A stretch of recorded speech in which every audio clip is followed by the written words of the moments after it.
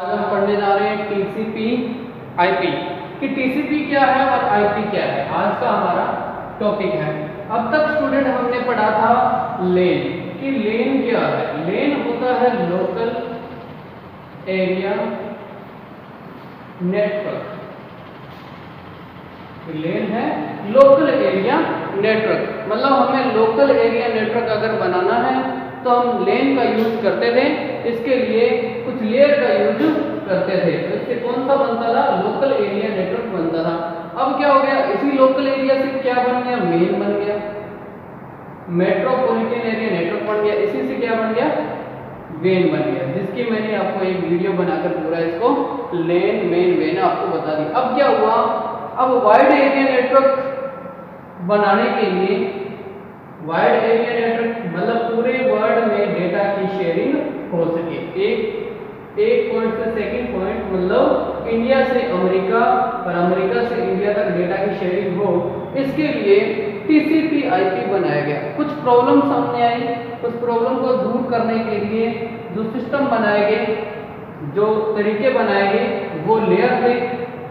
हमने OSI layer कर ली है, जिसको किसने बनाया था,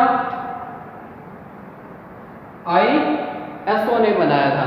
ठीक है, इसी टाइप से क्या हुआ, जब ये लेयर बना रहे थे उसी टाइम 1980 में, उसी टाइम एक जगह जो आपको पढ़ाया था मैंने, आरपानेट, ये भी एक लेयर बना रही थी जिसका नाम था टीसीपी आईपी। अब स्टूडेंट पता है प्रॉब्लम क्या है, कुछ ये कहते हैं कि ये जो लेयर आई, आपसे पूछे कि हाउ मेनी लेयर, आप कहोगे 7। ठीक है, आपसे ये पूछा जाए टीसीपी आईपी लेयर, बहुत सारे स्टूडेंट है जिनको कंप्यूटर का नॉलेज है, वो कहेंगे बुक से देख के कहेंगे 4 और कुछ कहेंगे 5, क्योंकि कुछ बुक में 4 है और कुछ बुक में 5 है। तो हम इस चीज को प्रूफ भी करेंगे कि 4 कैसे और 5 कैसे है। तो अब एक ये आपने बता दिया 7 और 4 और 10 5, ठीक है, बट इन दोनों में डिफरेंस क्या है, डिफरेंस ये है, ये जो लेयर्स होती है ये लेन एरिया बनाती है, मतलब लोकल एरिया नेटवर्क बनाती है। प्लस में इसमें और क्या प्रॉब्लम आई, ये कंपनी ने बना दिया, आईएसओ कंपनी ने बना तो दी इस लेयर को, लेकिन इसके अंदर फिर भी कुछ प्रॉब्लम्स पब्लिक को आ रही थी। अब इसी को लेकर क्या बनाया गया, टीसीपी आईपी एक सिस्टम बनाया गया जो आरपानेट ने बनाया। ठीक है, आरपानेट ने टीसीपी आईपी को बनाया। अब इसको हम और डीपली देखेंगे कि इसके अंदर क्या कंसेप्ट है, ऐसी क्या बात थी कि ये लेयर बनी हुई थी, फिर भी टीसीपी आईपी एक लेयर बनानी अलग से पड़ी, रीजन क्या था, इसके बारे में हम पूरा जानेंगे।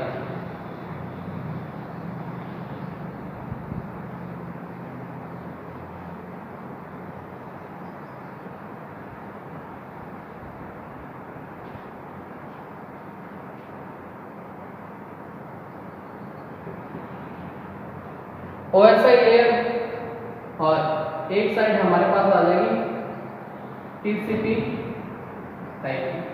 अब स्टूडेंट इसके अंदर क्या प्रॉब्लम थी, इसके अंदर प्रॉब्लम की बात करें स्टूडेंट कि इसको किसने बनाया था, ओएसआई, और इसको किसने बनाया था, आरपानेट, अमेरिका में। ठीक है, अब इसके अंदर लेयर थी 7, इसके अंदर लेयर की बात करें तो स्टूडेंट 4 और 5 लेयर। ठीक है, 7 लेयर इसके पास थी जो डेटा को एक कंप्यूटर से सेकंड कंप्यूटर तक ट्रांसमिट करता है। अब यहाँ क्या प्रॉब्लम है कि जिसकी वजह से ये बनाना पड़ा, बताते हैं। ये लोकल एरिया के लिए बहुत अच्छा था, लेकिन मेट्रोपॉलिटन और वेन नेटवर्क के लिए ये वर्किंग नहीं करता था। तो इसके लिए क्या होता था, जैसे जीएसएन है, तो जीएसएन के कंप्यूटर को आपस में जोड़ा जाएगा, कौन सा बन गया, लेन। ठीक है, अनूपगढ़ के कंप्यूटर जो होंगे, ठीक है, यहाँ भी लेन, मतलब कंप्यूटर को आपस में जोड़ दिया। अब बात ये आती है कि इसके अंदर ये भी प्रॉब्लम थी, और से लेयर के अंदर ये भी प्रॉब्लम थी कि आगे भी सेम कंप्यूटर होना चाहिए। यहाँ कंप्यूटर है तो यहाँ कंप्यूटर होना चाहिए, यहाँ मोबाइल नहीं हो सकता। सेम हार्डवेयर, कौन सा हार्डवेयर चाहिए? Same hardware. ये कौन सी लेयर की प्रॉब्लम है स्टूडेंट? OSI की। ये जो बात मैं आपको बता रहा हूँ स्टूडेंट, ये बहुत एक कंसेप्ट की डीपली बातें हैं जो आपको आसानी से समझ में आएगी। OSI की और क्या बात करें, इसके अंदर हार्डवेयर इशू थे, ठीक है। अब बात आती है इसके ऑपरेटिंग सिस्टम, अगर इसका विंडोज XP है, इसका विंडोज स्टूडेंट अगर 7 है तो प्लेटफॉर्म की प्रॉब्लम, ठीक है। इसका प्लेटफॉर्म XP और इसका प्लेटफॉर्म विंडोज 7, तो इशू, ठीक है।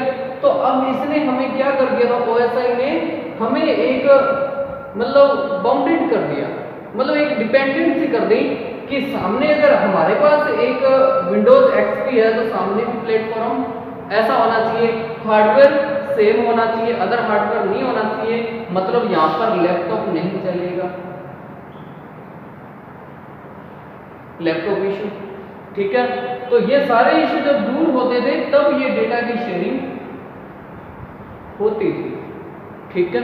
तो ये प्रॉब्लम कौन सी लेयर में आ रही थी? हमें OSI लेयर के अंदर आ रही थी। अब ये एक डिपार्टमेंट ARPANET का ये रिसर्च कर रहा था, इसी टाइम ये जो प्रॉब्लम्स आ रही थी इसी टाइम एक रिसर्चिंग हो रही थी।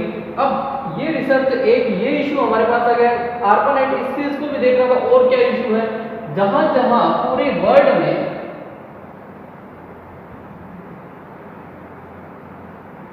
वर्ल्ड में जैसे कंप्यूटर को जोड़ने के लिए जितने भी सर्वर लगे हुए हैं, जितने भी कंप्यूटर आपस में जोड़कर बनाए गए हैं, अब क्या होता था कि यहाँ से डेटा की शेयरिंग कर रहा हूँ मैं, यहाँ के कोई कंप्यूटर में अगर करना चाहता तो वो तो हो ही नहीं रही थी।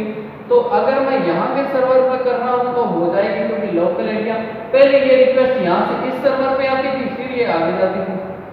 तो ऐसी चीज को भी खत्म करना था, मतलब एक ऐसा सिस्टम हो कि मैं मेरे कंप्यूटर से डेटा पूरे वर्ल्ड में किसी को शेयर कर रहा हूँ तो वो एक तो जस्ट हो जाए, टाइम ना लगे, और दूसरी बात है वो बीच में इतने जो सर्वर होंगे, यहाँ से यहाँ डेटा जा रहा है, फिर यहाँ जा रहा है, फिर यहाँ जा रहा है इस सर्वर पर, फिर यहाँ जा रहा है, मतलब जो बीच का जो सर्वर का सिस्टम है, बीच में जो सर्वर है, बीच के जो राउटर लगे हुए हैं, बीच में और भी हार्डवेयर से डेटा होकर जा रहा है, वो सारे के सारे ना हो बट डायरेक्ट इसी सर्वर में जाए और डायरेक्ट उस कंप्यूटर तक पहुंच जाए। तभी तो आज इंटरनेट और नेटवर्क की जो स्पीड है वो ग्रोथ हुई है। वो ग्रोथ किसने दी है स्टूडेंट? वो TCP/IP ने दी है। तो हमने 7 लेयर को कर दिया था। जिन स्टूडेंट की 7 लेयर याद नहीं है, लर्न नहीं है, तो वो इस कंसेप्ट उनके लिए थोड़ा डिफिकल्ट रहेगा, इसके लिए उनको 7 लेयर भी आनी चाहिए। तो अभी हम इन 7 लेयर के बारे में डिस्कस करेंगे। तो क्योंकि इन्हीं 7 लेयर को इन्होंने समझा और फिर अपना बनाया। एक बात आप याद रखोगे कि OSI से TCP नहीं आया है।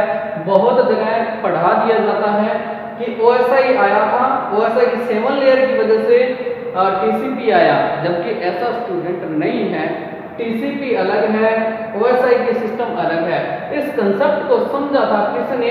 TCP का कंसेप्ट जो बना रहा था ARPANET जो है, इन्होंने इस कंसेप्ट को स्टूडेंट क्या किया था? सिर्फ समझा था, इस कंसेप्ट को समझकर बनाया था। एग्जामिनर क्वेश्चन करे तो ये बात आपको उसको बतानी है। कब? ये 1980 के समथिंग, ठीक है। तो स्टूडेंट इसे नोट करो।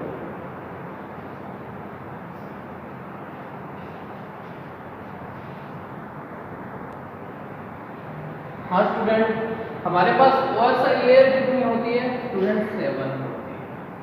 OSI लेयर 7 होती है कि हमारे पास कोई भी डेटा आता है वो कोई हार्डवेयर में आता है पहले, और बाद में वो इन लेयर से होता हुआ हमें कोई एप्लीकेशन जो हम कंप्यूटर में यूज कर रहे हैं उसके ऊपर डिस्प्ले होता है। मतलब यहाँ से डेटा इनपुट हुआ और यहाँ पर हमें डिस्प्ले में उसका आउटपुट आता है। तो जिन स्टूडेंट को ये 7 लेयर या अभी याद नहीं है, लर्निंग है, तो वो इसको याद कर लेंगे। इसकी ट्रिक भी है। All application, all people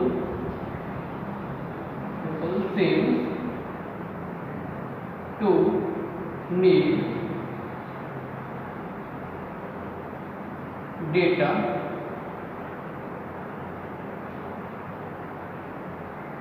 processing. तो आप इस ट्रिक से इसको क्या कर सकते हो, इसको याद कर सकते हो स्टूडेंट, आप इस ट्रिक से इसको याद रख सकते हो।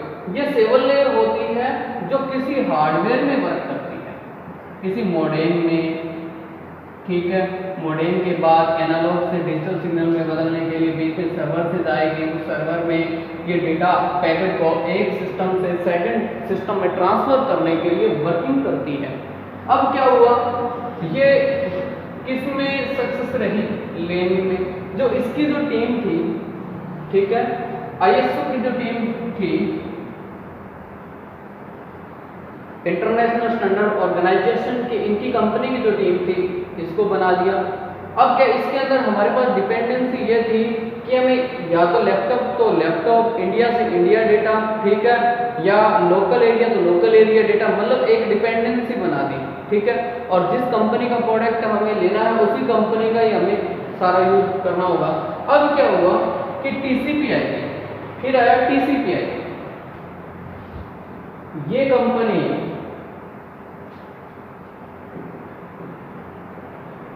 ARPANET की, ठीक है, इन्होंने क्या किया, इस प्रॉब्लम्स का सॉल्यूशन किया।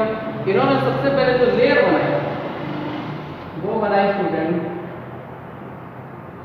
फिजिकल लेयर, ठीक है। बाद में इन्होंने सेम वर्किंग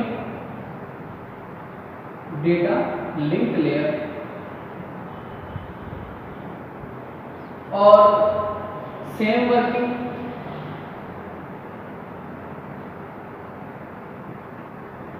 नेटवर्क लेयर, ठीक है, और एक इन्हें चाहिए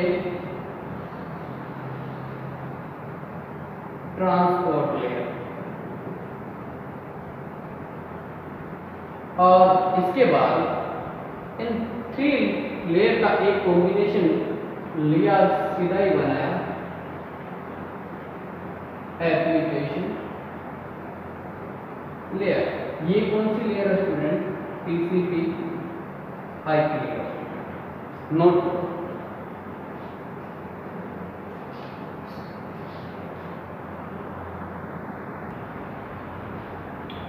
हाँ स्टूडेंट, हमने देखा कि अब टीसीपी आईपी लेयर है हमारे पास, ठीक है, कंपनी ने बनाया, ठीक है। पर आप ये बात याद रखो, दोनों कंसेप्ट और दोनों कंपनी अलग अलग है। अब क्या हुआ कि पूरे वर्ल्ड के लिए कम्युनिकेशन बनाया जा रहा था, पूरे वर्ल्ड में कम्युनिकेशन हो, ऐसे कोई बाउंडेशन ना हो, ठीक है। अब क्या हुआ, जैसे लेयर फिजिकल लेयर हमारे पास, data link layer, network layer, transport layer, session layer, presentation layer, application layer हमारे पास OSI की है जो वर्किंग कर रही है। जो एप्लीकेशन, अब देखो हम हमारे डिस्प्ले पे जो एप्लीकेशन शो होता है, जीमेल हो या हमें कोई मेल लिखना है या हमें ऑनलाइन वर्क करना है, वो जितना होता है वो ऑनलाइन एप्लीकेशन जितने बने होते हैं उन पे वर्किंग करते हैं हम। वो हमें प्रेजेंट होता है, वो डेटा कैसा बना है, वो किस सेक्शन का डेटा है, फाइल MP3 है, JPG है, किस टाइप की वो फाइल है, वो एक सेक्शन में रहती है। बाद में इसको ट्रांसपोर्ट होने के लिए, मतलब ये कन्वर्ट होना स्टार्ट हो जाती है कि अब इसको कन्वर्ट होना है। कन्वर्ट होने के बाद इसे कोई नेटवर्क का यूज करना है कि दूसरे पॉइंट पे इसको जाना है, ठीक है। बाद में इसका डेटा लिंक हो जाता है, इसका फ्रेम मतलब पूरा पैकेट बंद हो जाता है, पूरा पैकेट अब क्या होता है, इसका डेटा लिंक बनेगा। डेटा लिंक बनने के बाद इसका क्या बन जाते हैं, बिट्स बन जाते हैं, 0 1 1 0 के अंदर पूरा डेटा कन्वर्ट होगा, क्योंकि जो डेटा कंप्यूटर का होता है वो 0 1 फॉर्म में चलता है, इस फिजिकल डिवाइस के अंदर आ जाता है। फिर वो केबल से होता हुआ इन्हीं लेयर सिस्टम से दूसरे सिस्टम के ऊपर चला जाता है, ठीक है। तो बीच के अंदर कुछ सर्वर और कुछ रूट से होके जाता है। अब वो रूट सिस्टम थे तो इसलिए वो टाइम भी लगता है, ठीक है। अब टाइम लग रहा था, अब क्या हुआ, इस इश्यू को दूर करना इसका काम है। तो अब इस पे आते हैं कि इसमें क्या डिफरेंस है। इसके अंदर ये है कि इसके अंदर लेयर की बात करें 1 2 3 4 और ये हमारे 5 में ये लेयर दी हुई है, कुछ बुक्स में इस टाइप से लेयर दी हुई है तो भी आपकी सही है, कुछ बुक्स में 4 लेयर दी हुई है तो वो थोड़ा चेंज है उनका नेम, बट वर्किंग जो है वो सेम है, सेम उन्हें कंसेप्ट को क्लियर किया हुआ है। अब क्या होता है, इन्होंने फिजिकल लेयर सेम वही वर्किंग की, इसके अंदर जो डेटा आएगा यहाँ से वो एनालॉग है, ठीक है, वो डिजिटल में चेंज होगा, उसका फ्रेम जो है वो सही हो जाएगा, वो नेटवर्क से आया है, जिस नेटवर्क से आया उसके साथ कम्युनिकेशन करेगा, ठीक है, जहाँ से नेटवर्क ने इसको सेंड किया उससे कम्युनिकेशन बनाए रखेगा, उसको आपको डिस्प्ले करेगा कि सिस्टम सामने वाला ऑनलाइन है, ठीक है, जहाँ से पैकेट आपको आया है या ऑफलाइन है ऑनलाइन है, उस नेटवर्क को बनाए रखेगा, जो डेटा आपको आया है ट्रांसपोर्ट हुआ है उसका पैकेट अब प्रेजेंट होने के लिए तैयार हो जाएगा डिजिटल से, तो एक आपको एप्लीकेशन जो डिस्प्ले के ऊपर शो हो जाएगा। तो पूरे वर्ल्ड में मतलब ये डेटा सेगमेंट बनाना इसका सिस्टम था, जो किसका था, TCP/IP का था, मतलब ट्रांसमिशन कंट्रोल प्रोटोकॉल का ये काम था, ट्रांसमिशन कंट्रोल प्रोटोकॉल।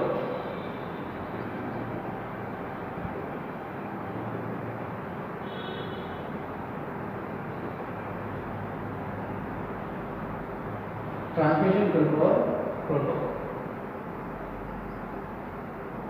और आईपी भी हमारे लिए चाहिए क्योंकि हमें डेटा ट्रांसफर करने के लिए नेटवर्क चाहिए, इसलिए इसका नाम था आईपी। और आईपी के लिए इंटरनेट प्रोटोकॉल, इसको बोला गया इंटरनेट प्रोटोकॉल,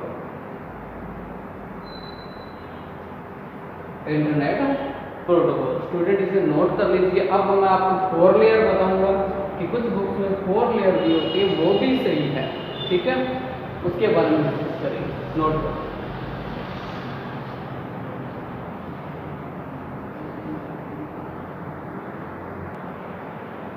देखो स्टूडेंट, TCP/IP में और बात करते हैं कि यहाँ पे हम देखते हैं कि यहाँ पे 2 प्रॉब्लम सोल्व हुई, TCP/IP बनने से 2 प्रॉब्लम सोल्व हो गई है। कौन कौन सी? एक तो यहाँ पे क्या था कि how data is transmitted across a network, कि एक डेटा एक नेटवर्क से दूसरे नेटवर्क में जा रहा था, एक तो वो अक्रॉस दूर किया जाए कि बीच में जो सर्वर सिस्टम रहे वो दूर किया जाए, बीच में जितने भी अक्रॉस है दूर रहे। How data should be formatted so other network, आगे कैसा भी नेटवर्क हो, आगे कैसा भी सिस्टम हो, उसको खत्म किया जाए। तो इन्होंने सबसे पहले जो हुआ तो फाइंड नोड वेरिफिकेशन, इसके अंदर एक जो इन्होंने इसमें जो सिस्टम यूज हुआ कि एक कंप्यूटर है जब दूसरे पे डेटा ट्रांसफर कर रहा है, इसका कोई भी मैक एड्रेस है, इसका कोई भी मैक एड्रेस है, वो बीच के अंदर जितने सर्वर से जा रहा है उनसे वेरिफिकेशन ना हो, डायरेक्ट उस सिस्टम का वेरिफिकेशन हो जाए। द एंड, इसके अंदर to end point of any data transfer are possible for making sure it was successful, कि इससे क्या होगा जब ये पॉइंट वेरिफिकेशन होगा तो डेटा क्या होगा, जितना भी हमने मैकअप किया बनाया है वो सारा का सारा सक्सेसफुल हो जाएगा। सेंट्रलाइज्ड कंट्रोल सिस्टम के बीच के अंदर कोई भी ऐसा कंट्रोल सिस्टम ना हो जिससे डेटा पैकेट रुक जाए। अब बात आती है कि इसके अंदर dynamic routing and node can transfer data over multiple path, इसके अंदर ये सिस्टम ना बनाओ कि डेटा कितने पाथ से होके जाए, वो किसी भी रास्ते से जा सकता है, उसको जो रास्ता लगा कि इस रास्ते से हम तेज पहुंच सकते हैं या ये सोचकर रास्ता अच्छा रहेगा कि डायरेक्ट इसको एक्सेस करके यहाँ से पहुंचा जाए, मतलब इसके अंदर मल्टीपल पाथ ये लेयर बना सकते थे। कौन सी? TCP/IP, मतलब ये लेयर मल्टीपल पाथ बना सकते थे। अब कुछ बुक में स्टूडेंट ये दिया होता है तो इसमें कोई प्रॉब्लम नहीं है, यहाँ पर 2 लेयर को मिलाकर ये नेटवर्क एक्सेस लेयर बनाया गया है। यहाँ पे नेटवर्क की जगह इंटरनेट लेयर और यहाँ पर होस्ट किया गया है और इन सभी लेयर को एप्लीकेशन लेयर बनाया गया है। तो ये हमारा क्या है स्टूडेंट? TCP/IP लेयर है। यहाँ पर कुछ बुक की बात करें तो यहाँ पे कितनी लेयर बन रही है स्टूडेंट? 4 बन रही है। तो ये उसी लेयर की तरह स्टूडेंट कुछ बुक्स में उस लेयर के अकॉर्डिंग बताया गया है स्टूडेंट, और कुछ के अंदर ये बताया गया है, जबकि जो वर्किंग है वो जो TCP/IP की जो वर्किंग है तो मैंने बताई है वो यही रहेगी स्टूडेंट। तो आपको ये अच्छे से करना है। इससे क्या हो गया, एक तो पूरे वर्ल्ड में डेटा ट्रांसफर करना इजी हो गया, ठीक है, पूरे वर्ल्ड में एक ही मैक एड्रेस हो गया, बीच में कोई भी सर्वर अक्रॉस जितनी भी बनी होती हैं बीच में जितने सर्वर बने होते हैं तो डेटा को इस सर्वर से फिर यहाँ से होके जाने की जरूरत नहीं है, डायरेक्ट यहाँ से यहाँ, और फिर डेटा यहाँ से ट्रांसफर हो रहा है तो डायरेक्ट इस कंप्यूटर की बात करें तो इस सर्वर में डेटा आएगा सीधा डायरेक्ट यहाँ। तो ये बात इसके अंदर है कि इसमें पूरे वर्ल्ड के अंदर इस TCP/IP की वजह से क्या हो गया, डेटा एक कंप्यूटर से सेकंड कंप्यूटर में पूरे वर्ल्ड में कहीं भी शेयर किया जा सकता है। जो डिपेंडेंसी थी वो खत्म हो गई और फाइंड नोड वेरिफिकेशन था वो इजी हो गया। मतलब पूरे वर्ल्ड में ये कंप्यूटर के मैक एड्रेस हो या IP एड्रेस हो, ये उसका एक एड्रेस को लेकर वेरिफिकेशन कर लेता है। इसको दो एड्रेस या तीन एड्रेस चेक करने की जरूरत नहीं है। दूसरी बात इसको ये था कि पूरे वर्ल्ड में डेटा किस पाथ से जाएगा, तो ये कितने पाथ बना सकता था, ये मल्टीपल पाथ बना सकता है। मतलब इसको ये लगता है कि डेटा इस पाथ से जाएगा तो जल्दी जाएगा, तो डेटा उस पाथ से जाता है। मतलब ये लेयर क्या वर्किंग करती है, इनके नेम आपको याद रखने हैं, इनके बारे में आपको थ्योरी भी आपको याद करनी है स्टूडेंट। कि इसके अंदर यह था कि डेटा को ट्रांसफर करने के मल्टीपल पाथ इस लेयर के अंदर हैं। तो इसके लिए बहुत सारे स्टूडेंट प्रोटोकॉल भी काम करते हैं, उनके जब प्रोटोकॉल का टॉपिक आएगा तो पूरा कंसेप्ट बताएंगे। अभी आप इसको नोट कीजिए।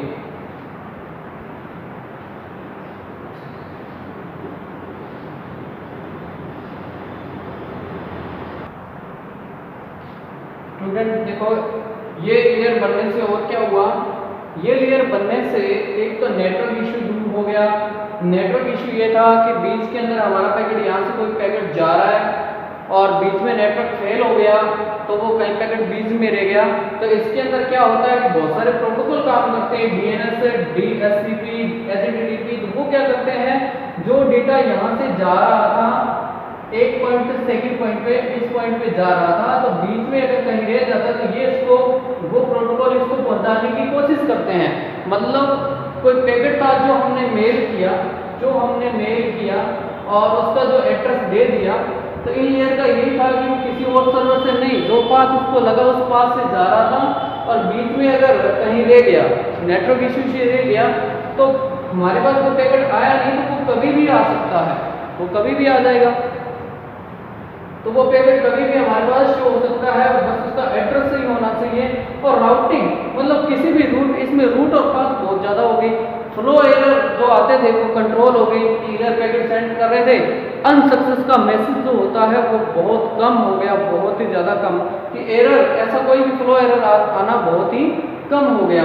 तो डेटा को पहुँचाने के लिए TCP और IP, इनके अंदर कुछ प्रोटोकॉल यूज होते हैं, DNS, DHCP, HTTP, FTP, SMTP और SNMP। और ये प्रोटोकॉल, ये क्या होते हैं स्टूडेंट, यूज होते हैं। मतलब डेटा को एक पॉइंट से दूसरे पॉइंट पर पहुंचाने के लिए TCP इन प्रोटोकॉल का यूज करता है। और जो IP होता है वो भी कुछ प्रोटोकॉल का यूज करता है, जो ARP, RRP, CMP, IGMP। ये प्रोटोकॉल क्या करते हैं, जब आप ऑफलाइन हो, जैसे आप मेल करते हो, अगर आप ऑफलाइन हो तो मेल आपके पास आ जाता है, चाहे ऑफ हो चाहे ऑन हो, इससे कोई फर्क नहीं पड़ता। बट जब आप कई बार लाइव, जैसे कॉलिंग, वीडियो कॉलिंग करते हैं, आप इधर से बोलते हैं, वो इक्वल जो स्पीड बनाता है, फुल स्पीड जो बनाता है, तो वो प्रोटोकॉल काम करते हैं। वो ARP, CMP या IGMP, ये प्रोटोकॉल, ये कोड होते हैं, ये काम करते हैं। ये डेटा को फटाफट, मतलब जल्दी पहुंचाते हैं, हाई स्पीड फ्रीक्वेंसी काम में लेकर कम्युनिकेशन कराने की कोशिश करते हैं। अब हम कॉल करते हैं, वो भी एक नेटवर्क ही है, हम इंटरनेट से वीडियो कॉल करते हैं, तो सारा कुछ ये प्रोटोकॉल, हमने जो वर्ड्स बोले हैं उन वर्ड का डेटा पैकेट बार बार पैकेट बनाते हैं और बार बार बड़ी स्पीड से यहाँ तक पहुँचाने की कोशिश करते हैं। और TCP ऑफलाइन वर्क में भी रहता है कि आपने कोई डेटा या पैकेट मेल किया, सामने अगर ऑन है या नहीं है तो कोई बात नहीं, ये रहेगा। ये प्रोटोकॉल आपको देखने के लिए मिल सकता है स्टूडेंट। आप कभी गूगल लिखना, जहाँ पर स्टूडेंट आप गूगल लिखते हो www.google.com, जब आप लिखते हैं तो यहाँ पर HTTP प्रोटोकॉल ऑटोमेटिक आता है, HTTP प्रोटोकॉल ऑटोमेटिक आएगा। तो ये प्रोटोकॉल चाहे सर्वर ऑन है ऑफ है जो भी है जैसे भी है, ये प्रोटोकॉल इस बात को लेकर जाता है, वहां से डेटा लेकर आता है। ठीक है, हमारे सामने गूगल ऑन हो जाता है, इंजन ऑन हो जाता है। तो ये आपको देखा हुआ प्रोटोकॉल है, लेकिन कुछ प्रोटोकॉल तो दिखते नहीं है लेकिन अपनी वर्किंग करते हैं, वो ये प्रोटोकॉल है। ये प्रोटोकॉल ऑफ में भी वर्क करते हैं, चाहे सिस्टम आगे ऑफ हो, लेकिन ये लाइव जब हम करते हैं, आईपी कब काम करता है, जब आप लाइव कम्युनिकेशन करते हैं, लाइव बात करते हैं, तो या लाइव स्ट्रीम आते हैं स्टूडेंट के साथ, तो ये तब वर्किंग करते हैं। तो स्टूडेंट ये हमारी टीसीपी आईपी लेयर है जो पूरे वर्ल्ड को डेटा कम्युनिकेशन कराती है। हमारा पैकेट जो फेल हो जाए उसको भी सही एक सिस्टम से एक सेकंड सिस्टम पर पहुंचाने का काम ये लेयर करती है।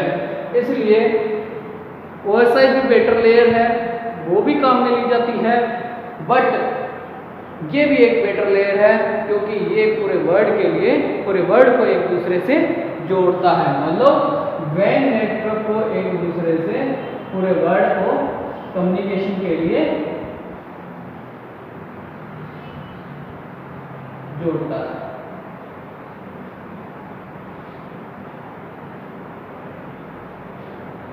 ओके स्टूडेंट, अब हम नेक्स्ट क्लास में नए टॉपिक के साथ इसे आप नोट कर लें।